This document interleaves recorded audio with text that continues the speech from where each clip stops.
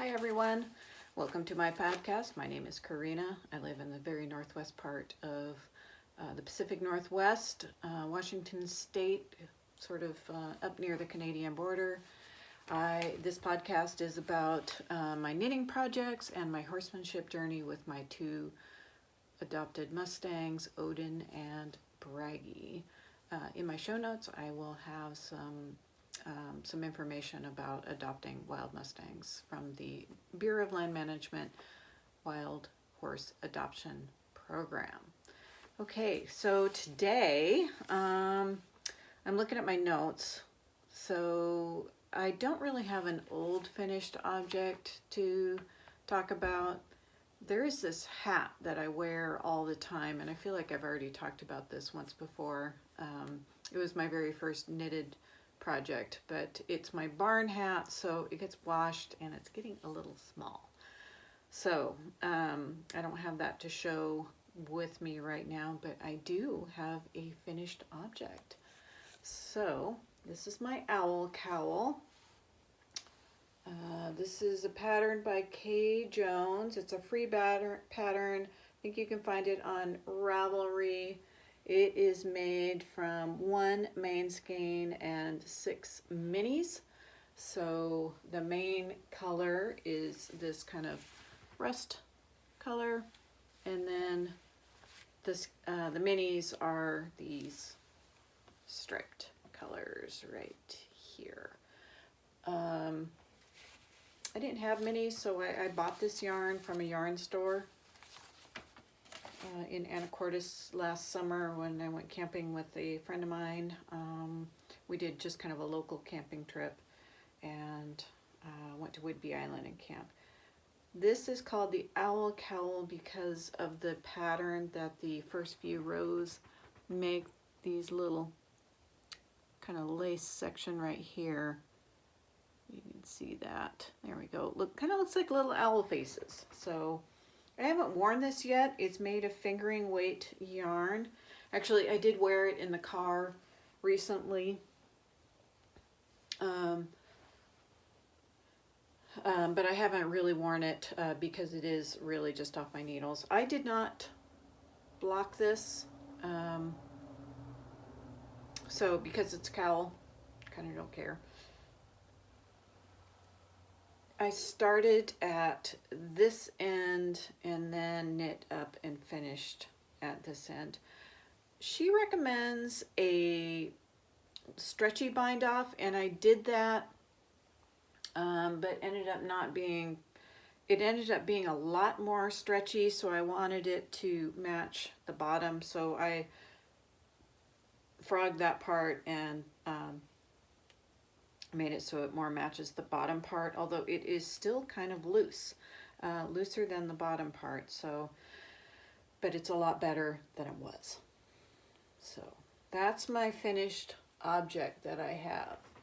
I also brought my works in progress and a new cast on. So first, let me take a sip of tea,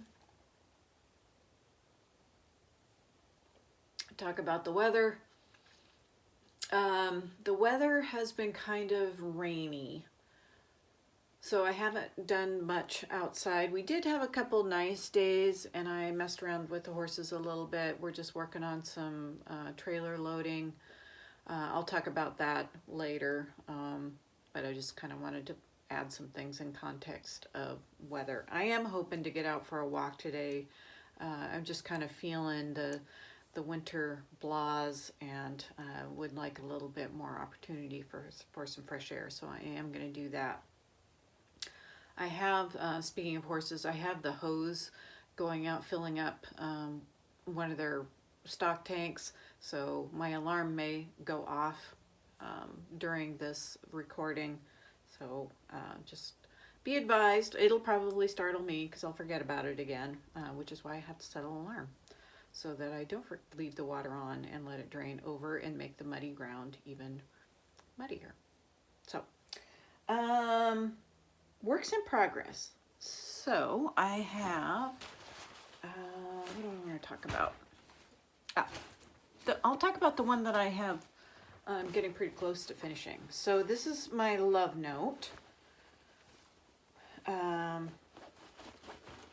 So I tried it on, and I have the body and the first sleeve done. So this is a little bit oversized, which is fine. I think the next one I make, and I do have yarn for the next one, I'm going to make it more fitted.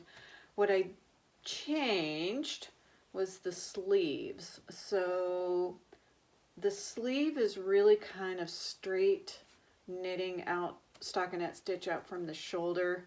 I started decreasing because it just seemed like a giant balloony sleeve. And then the pattern calls for a kind of a rapid decrease at the very end. Well, this ended up just being a little too tight. So I think what I'm going to do is probably rip this back to about here, and then just do the ribbing from this point. Ends up being sort of forearm length. Because I do a lot of barn chores, my forearms are probably just a little bit chunkier. So although, I mean, by all means, they're not like super chunky. I just use them every day, a couple times a day. Other than that, I'm pretty happy with this sweater. I thought I was getting short on yarn, so I did the ribbing in just without the mohair, because there's a little bit less mohair. So yeah, I think that's just kind of neat the way that turned out. This obviously, this main color yarn is a lot lighter in color. And yeah, oh, I have a kitty that wants to come up on my lap. Hi, Harley. I have stuff on my lap. Yeah, sorry. So yeah, I expect that I will have this done probably by this coming week. We are leaving for Texas on Sunday. Hi. Oh, he came up here anyway. Say hi, Harley. Hi, Harley. No, he's not in the mood. He just wants to snuggle. He just wants to have his little snuggle spot. So I hope to have this finished. I won't wear it down there because it is quite warm down in South Texas where we're going to visit my mom and stepdad. So this will just languish until I get back to the cold weather. So that's where I'm at with that one. The next object that I have that is feels like it's getting somewhere is my winter's gift sock. So this one, this is supposed to be a bottom-up sock, which I did. I didn't like the way the heel turned out, so I ripped it out, started over, and started from the top down and just did the chart part in reverse order, and then just knit the heel that I like.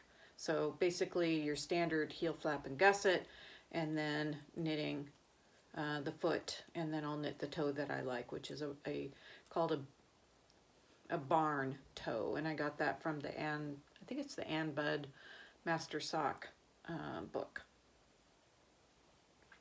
So this is a project that I haven't really spent a lot of time on, so I'm not making it too much progress. I kind of feel like I'll start making a lot more progress on it.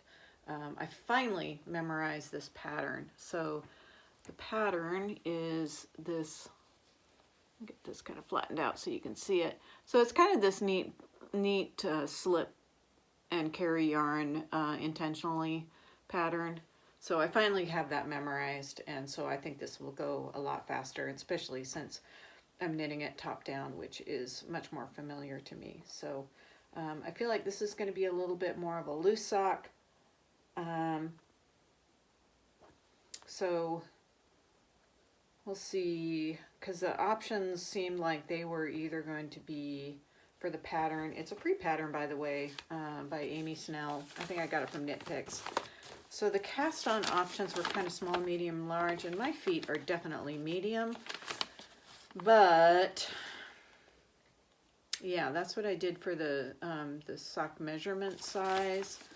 So, and my gauge I have found lately tends to be tighter than usual. So I felt like I was pretty safe with the medium.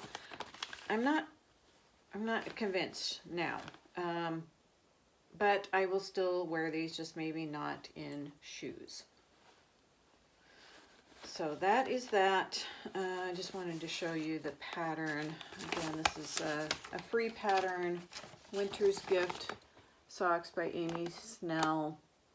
And I think I got this off the Knitpicks website.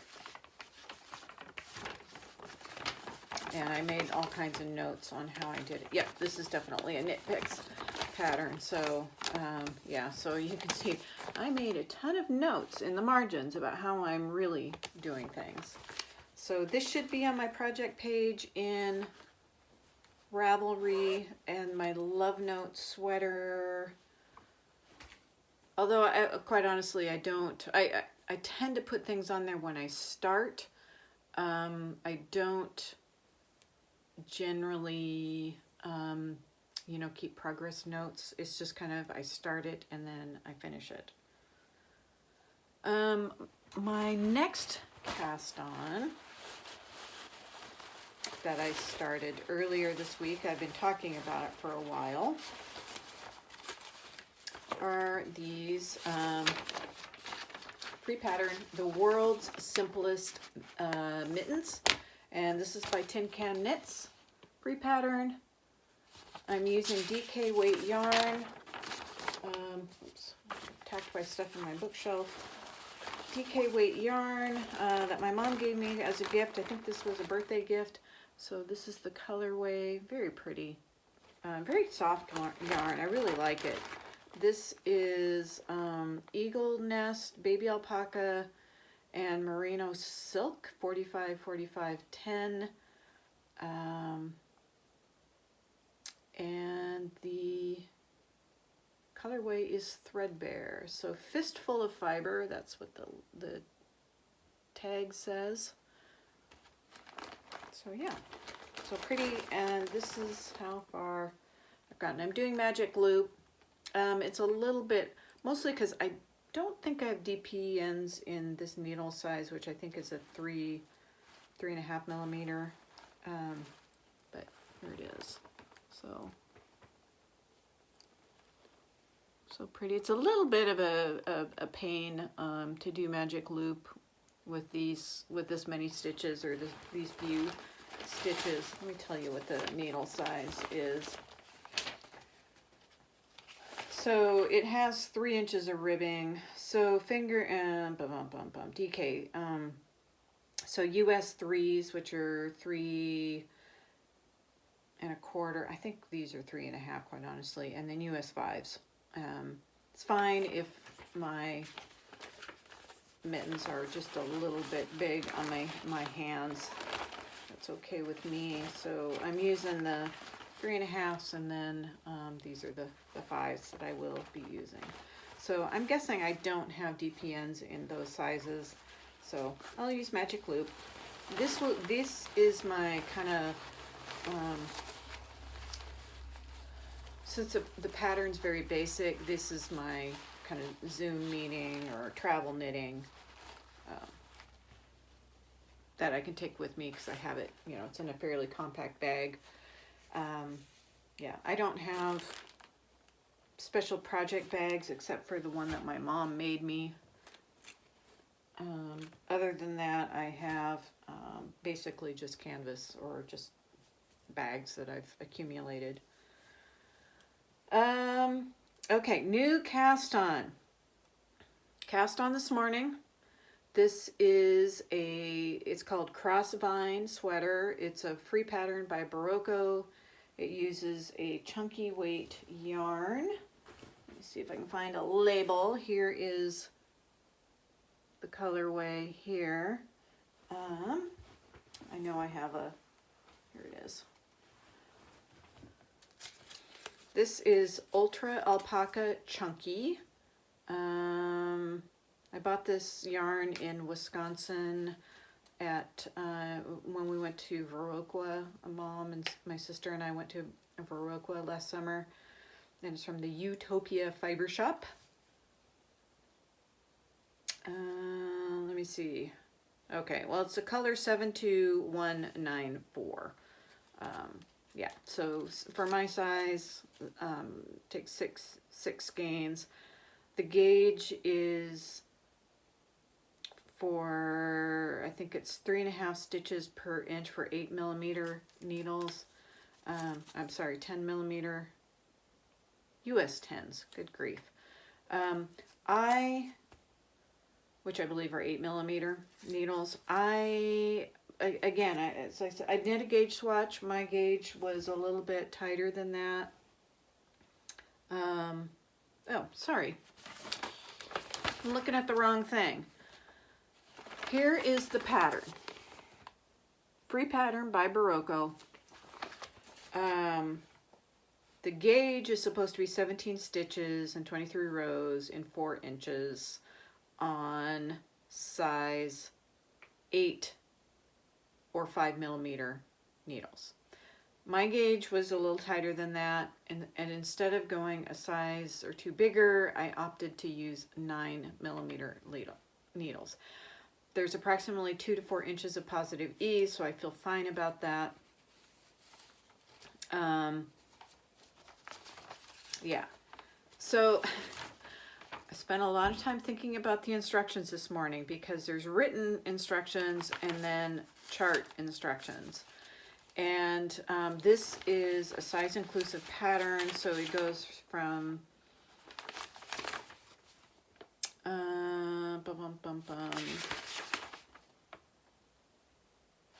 where is the, oh, here we go.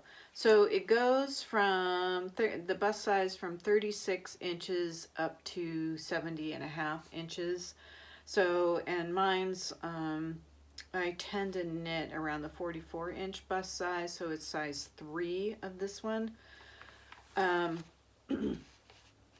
So what you have to do is, because this is a cable with the cable part right in the middle, I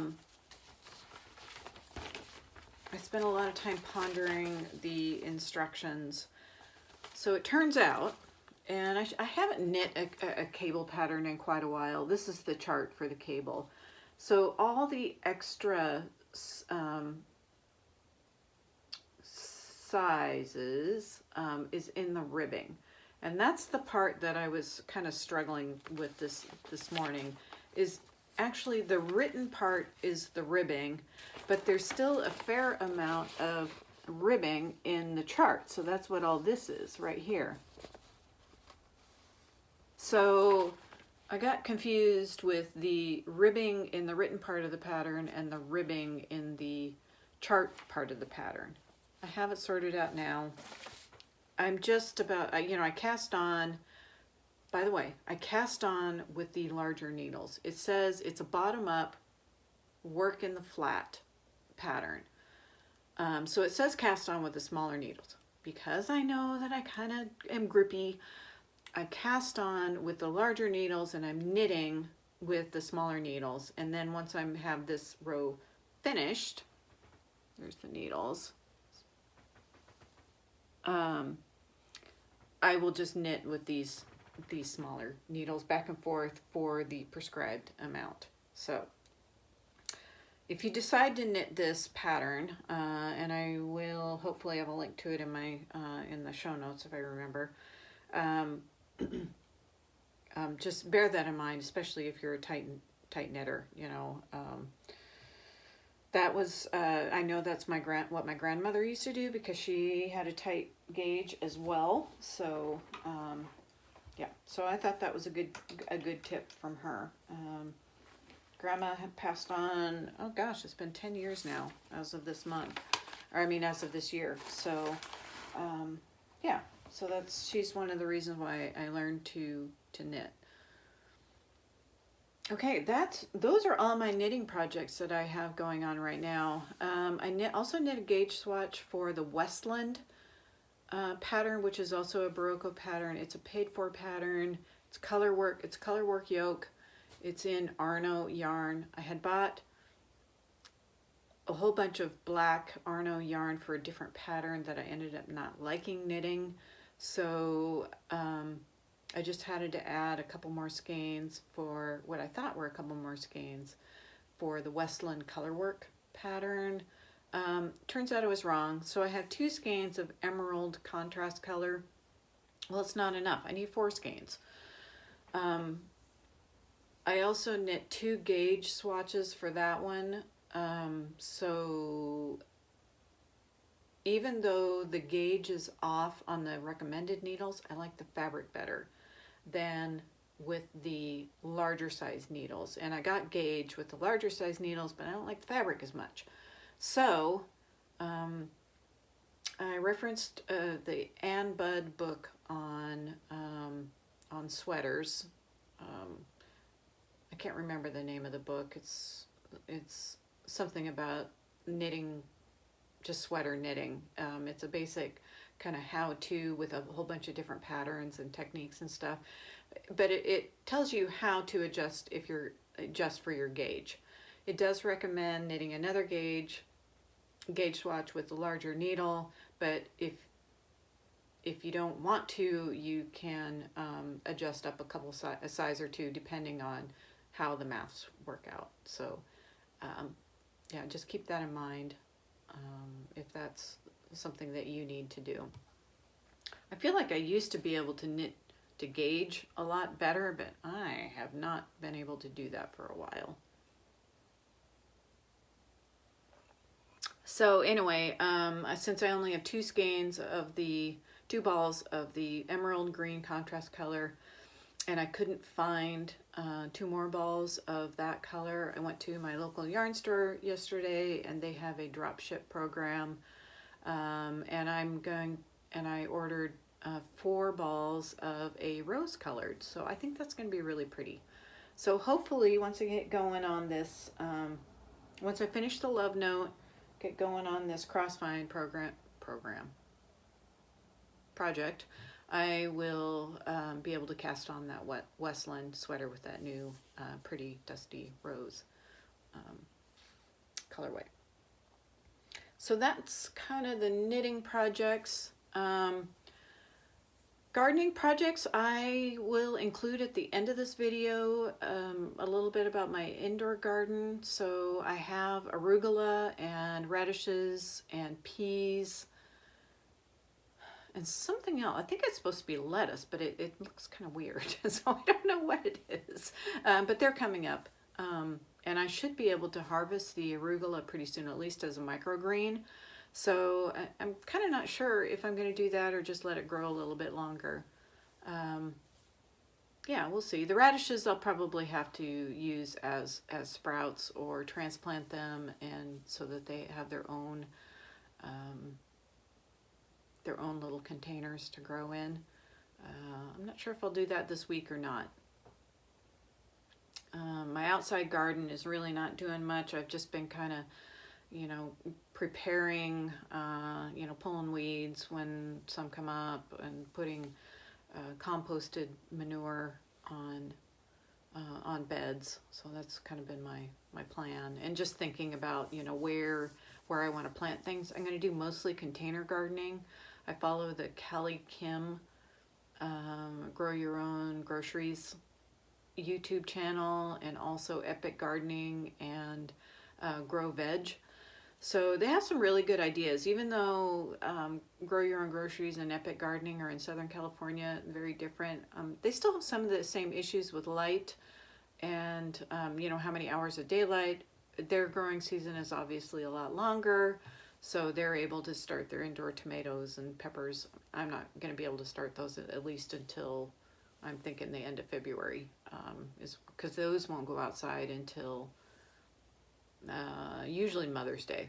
And if we had a spring like we did last time, it'll be more towards the end of May. I ended up with plenty of tomatoes, not a problem. Grow Your Own Groceries, they have an indoor tomato plant. I might try that. So after we get back from vacation, I might plant that indoor. so under a grow light. So I'm getting that all set up. What else is going on? Cooking. I feel like I made some interesting things over the week, but I don't know, I'm going to make pot roast tonight for dinner. Yeah, so I'll start that in a couple hours, and just so it has a nice long cook. Life stuff. So I started a new job this last week, and it's been great. The first Monday was a holiday, so all human resources offices, all the offices were closed. This is for a county government job, and so I had to go in, and I had to drive down to Seattle, which is, on a no traffic day, I can probably get to downtown Seattle in 45 minutes. There is never a no traffic day. So I planned to leave really early on Tuesday morning, and I had Google Maps on, and what happened is that I was leaving. It's like, yes, it'll take you an hour and 15 minutes to get down there. Great. Well, as I kept heading south, the time on the map app kept getting bigger. And it's like, well, how is that possible? Well, it turns out there was a pretty bad accident on one of the freeways that goes to the east, to the metropolitan area to the east of Seattle. And so everyone who would ordinarily be taking that freeway couldn't go that way. And so they were on the freeway I was on. So it took over 2 hours to get down there. So I was a little late. Supervisor was very understanding. That is just part of life when you work in the big city. So besides traffic being aggravating, it's been great. I mostly work at home, which is nice. I don't really have an office space. I mean, my office address is at a location in the metropolitan area, but I don't actually have assigned office space. I can borrow office space if I need to be down there for something like an in-person meeting. Since COVID, the offices all closed, and they quickly retooled, as it were, to use Zoom and Teams. So I checked in pretty frequently with my supervisor on Teams, and then and that worked out really well. So we use Teams for messaging. We use Teams for kind of our air quote face-to-face meetings.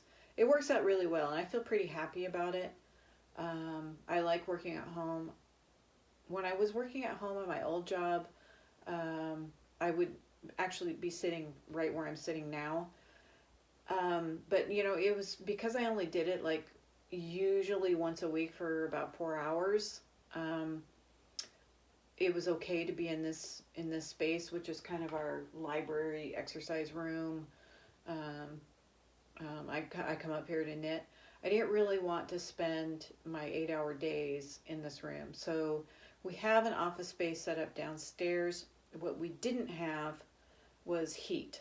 So we got heat installed, and it's been great.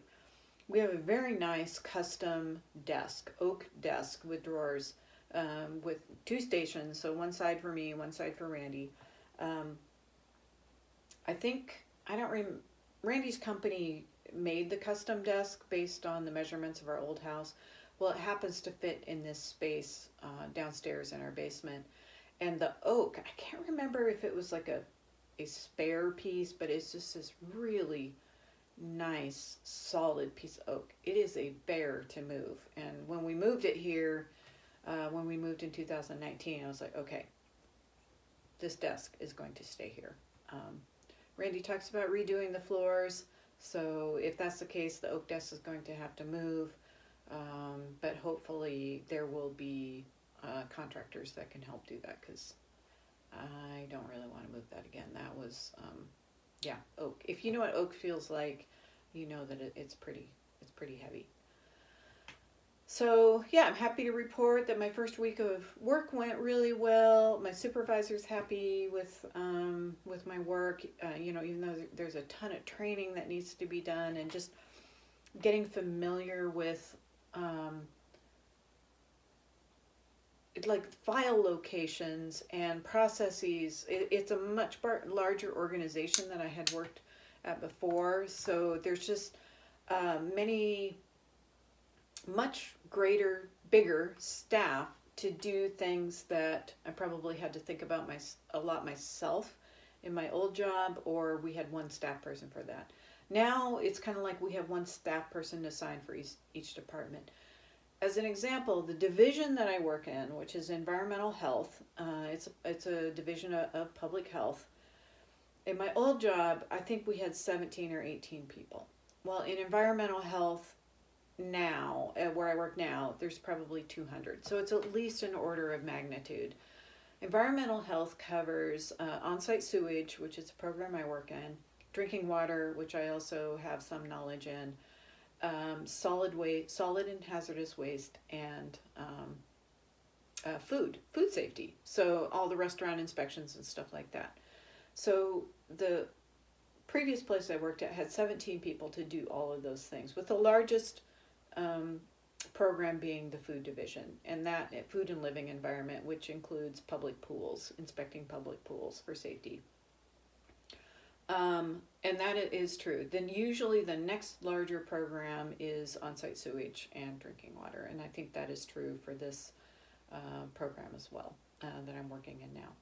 So all that to say, if you need a media team or you need public information, we have a staff person assigned, whereas to our division in environmental health.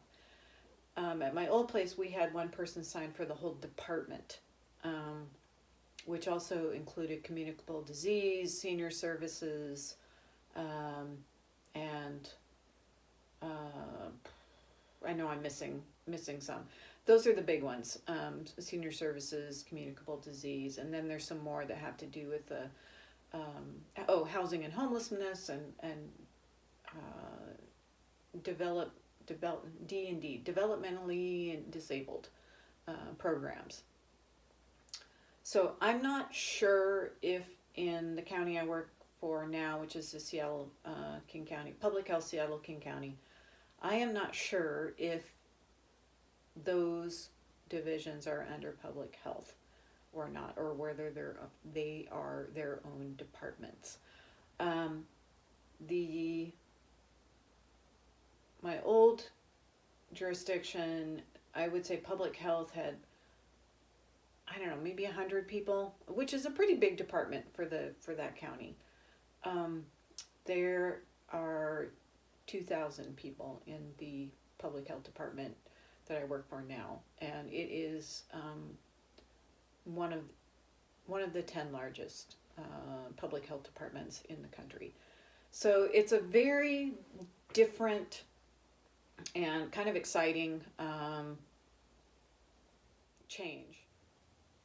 Well, hi again. I didn't realize that when I turned off the alarm to my hose that it turned off my video. So I've been yammering on about horsemanship stuff to no one, apparently.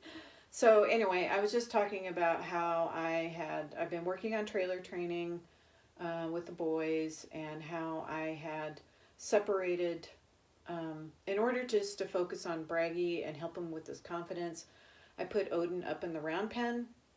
Well, that really diminished Braggy's confidence with the trailer, and I feel like we took a lot of steps backwards with that. So what I've been doing is I put Odin in the trailer, close the divider, and just let him hang out there. He's at Liberty. He gets in the trailer at Liberty. He's a really good boy. And then I invite Braggy in. And Braggy's confidence is boosted immensely with Odin. He still won't get entirely in the trailer, but I think he can't quite figure out how. And quite honestly, I'm not giving him good direction because I can't quite figure out how to get him in the trailer. Because it's a much smaller space with Odin in the front and the divider closed, and then me standing where I want Braggy to be. So I need Megan to help me figure out how to do that. But for now, I can just work on getting his confidence as like, 2 feet in, 2 feet out, 2 feet in, 2 feet out.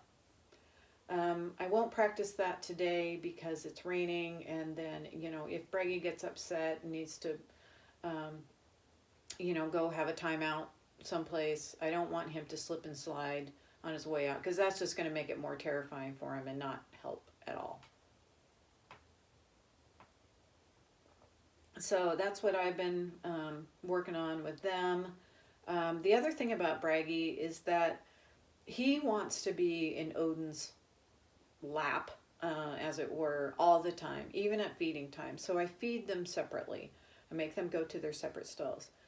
Braggy is forever hopeful that if he stands in Odin's stall, I will feed him there.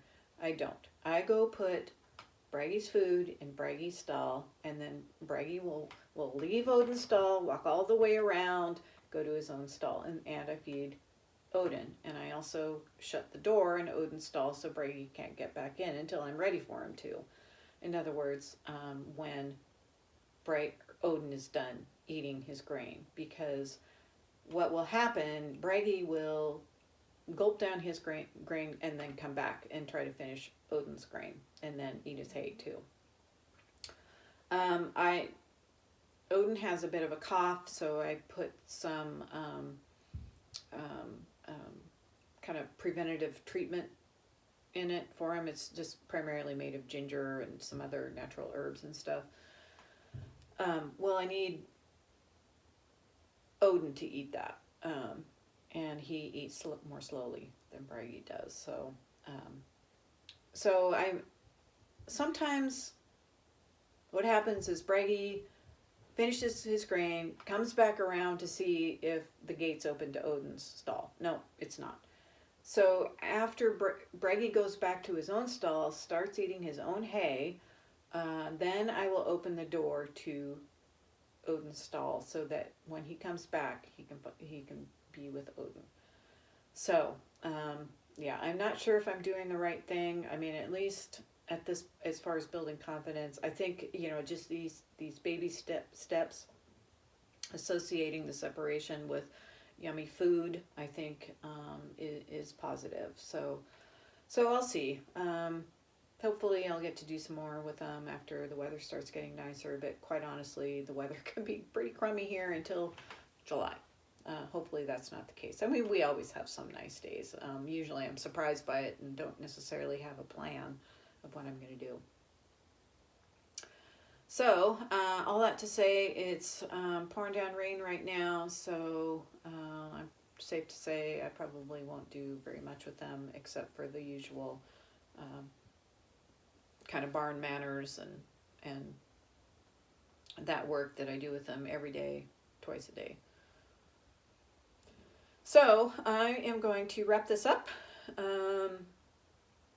Thanks for watching. Feel free to like and subscribe if you enjoy this. My contact information will be in my show notes, including the link to my Ravelry page. I think that's all I have. I won't be here next weekend because we will be off in Texas. I don't know. I might be able to do a short or something like that when we're in Texas. So we'll see. Have a great week, and I'll see you next time. Bye.